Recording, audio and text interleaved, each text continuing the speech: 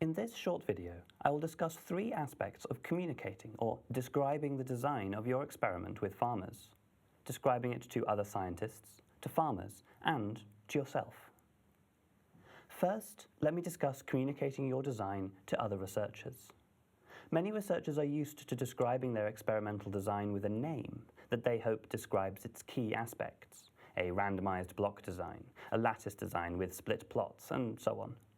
However, when it comes to experiments with farmers, there are simply too many possibilities to capture even the essence of the design in a name. Don't try. Instead, describe how the trial is designed and why it is like that. Some currently popular approaches have been named, such as the mother and baby trial, but that term is interpreted in different ways by different people and does not adequately describe an experiment.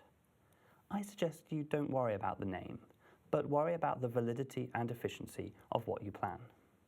Much more critical is making sure that farmers and others involved, extension agents and field staff and so on, understand the design and why it is like that. It is not unusual to hear researchers complain that farmers spoilt the trial in some way.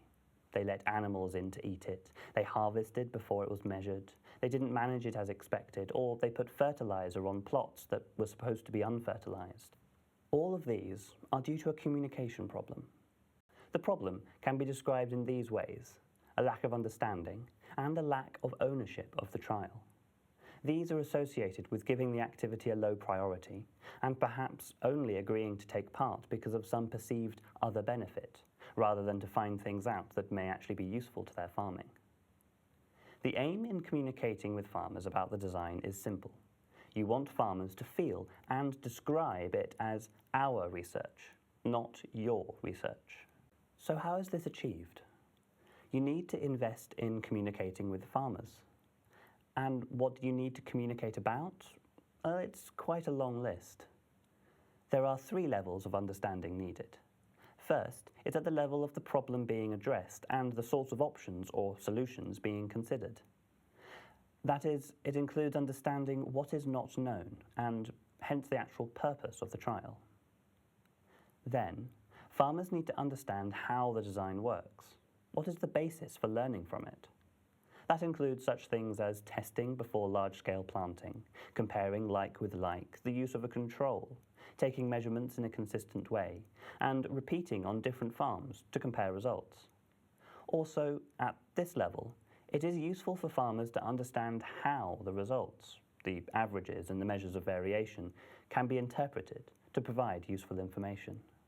And thirdly, there are a lot of practical details. The space that is needed for the study, who does what during the study, who provides the seedlings, who owns the products from the experimental plots, and so on. How you manage this communication is up to you, but it certainly requires some skill and must be taken seriously.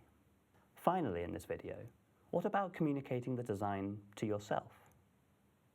I'm referring here to having a written protocol of the design. This is for communicating with yourself so that you are able to remember exactly what you did when you come back to look at the data in the future. The protocol is a written description of all the details of the experimental plan and procedure. There are several reasons why it is necessary, not just so you remember in the future what happened. First, it can be shared with others before you start. They can comment on it and improve it.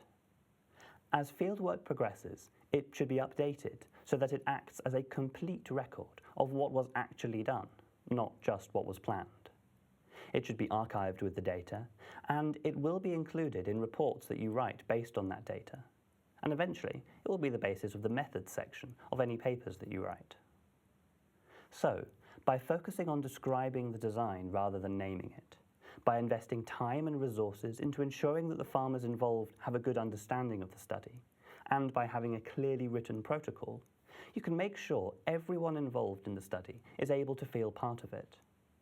If farmers understand not only the whats, but the hows and the whys, they'll be much more likely to feel a sense of ownership of the overall study. How to nurture these lines of communication is far beyond the scope of a 5-minute video like this one. but I hope we have impressed how vital communication is when conducting participatory research.